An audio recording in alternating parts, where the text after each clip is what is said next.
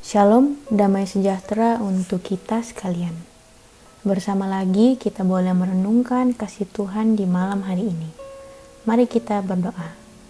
Bapa kami yang di surga, kami membutuhkan kuasa Roh Kudus menuntun kami untuk memahami akan firman-Mu. Terima kasih Tuhan untuk penyertaan yang Kau selalu berikan kepada kami. Dalam nama Yesus Kristus kami sudah berdoa. Amin. Judul renungan malam ini, Tesalonika. Ayat renungan diambil dari Kisah 17 ayat 4. Beberapa orang dari mereka menjadi yakin dan menggabungkan diri dengan Paulus dan Silas dan juga sejumlah besar orang Yunani yang takut kepada Allah, dan tidak sedikit perempuan-perempuan terkemuka. Setelah meninggalkan Filipi, Paulus dan Silas melanjutkan perjalanan ke Tesalonika, di mana terdapat jemaat besar orang Yahudi.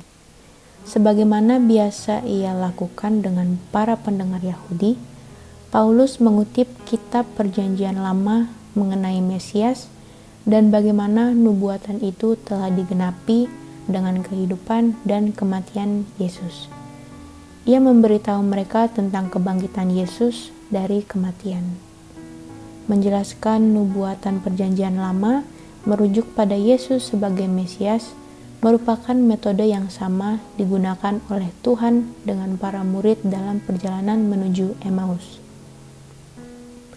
Paulus memberitahu orang-orang Yahudi di Tesalonika tentang semangatnya dulu pada hukum upacara dan pengalamannya yang ajaib di luar Damaskus.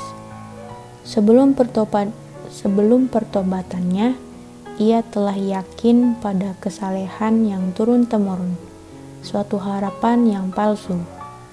Dulu ia percaya pada bentuk-bentuk dan upacara-upacara.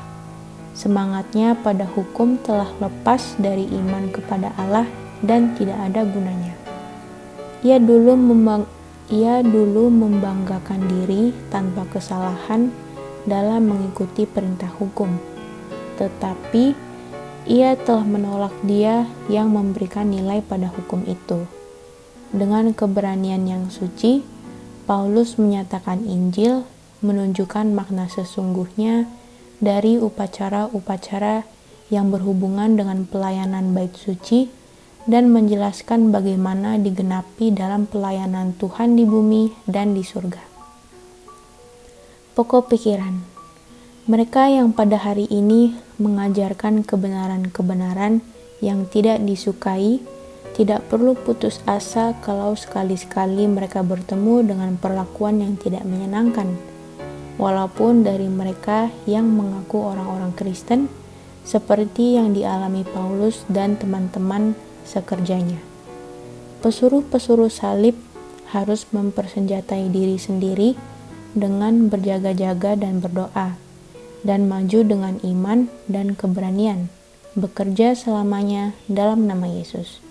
Mereka harus meninggikan Kristus sebagai perantara manusia dalam bait suci surga, dalam siapa segala pengorbanan Perjanjian Lama berpusat, dan melalui pengorbanan siapa pelanggar-pelanggar hukum Allah boleh mendapat damai dan pengampunan.